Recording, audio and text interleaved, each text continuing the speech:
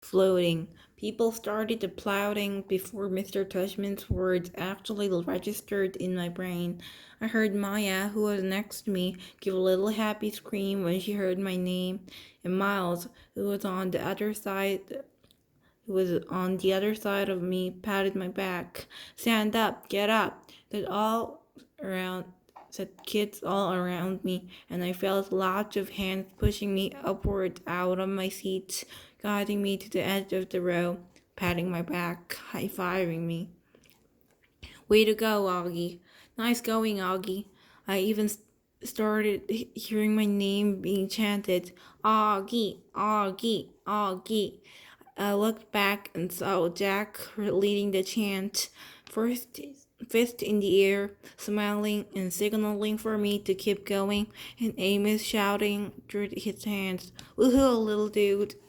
Then I saw Summer smiling as I walked past her row, and when she saw me look at her, she gave me a secret little thumbs up and mouthed a silent cool beans to me.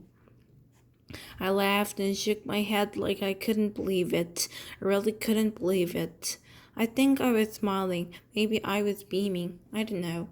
As I walked up the aisle toward the stage, all I saw was a blur of happy, bright faces looking at me and hands clapping for me. And I heard people yelling things out of me. You deserve it, Augie. Good for you, Augie. I saw all my teachers in the aisle seats, Mr. Brown and Miss Petosa and Mr. Roche and Miss Autonomy and Nurse Smalley and all the teachers, all the others. And they were cheering for me, woohooing and whistling. I felt like I was floating. It was so weird, like the sun was shining full force on my face and the wind was blowing. As I got closer to the stage, I saw Miss Rubin waving at me in the front row. And then next to her was Miss G, who was crying hysterically, happy crying, smiling, and clapping the whole time. And as I walked up the steps to the stage, the most amazing thing happened. Everyone started standing up. Not just the front rows, but the whole audience suddenly got up on their feet, whooping, hollering, clapping like crazy. It was standing ovation for me. I walked across the stage to Mr. Tushman, who shook my hand with both his hands and whispering in my ear, Well done, Augie. Then he placed the gold medal over my head, just like they do in the Olympics, and had me turn to face the audience. It felt like I was watching myself in the movie, almost like I was someone else. It was like that last scene in Star Wars Episode 4,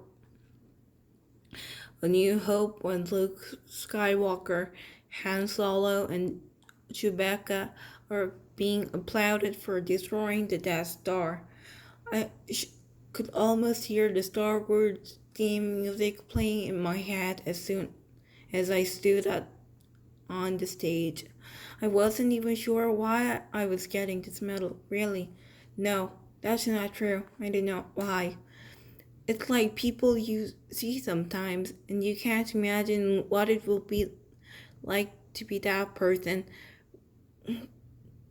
Whether it's somebody in the wheelchair or somebody who can't talk. Only I know that I'm that person to other people. Maybe to every single person in that whole auditorium.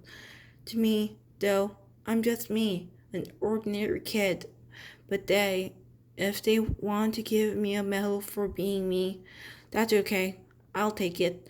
I didn't destroy a Death Star or anything else but I did just get through 5th grade, and that's not easy even if you're not me.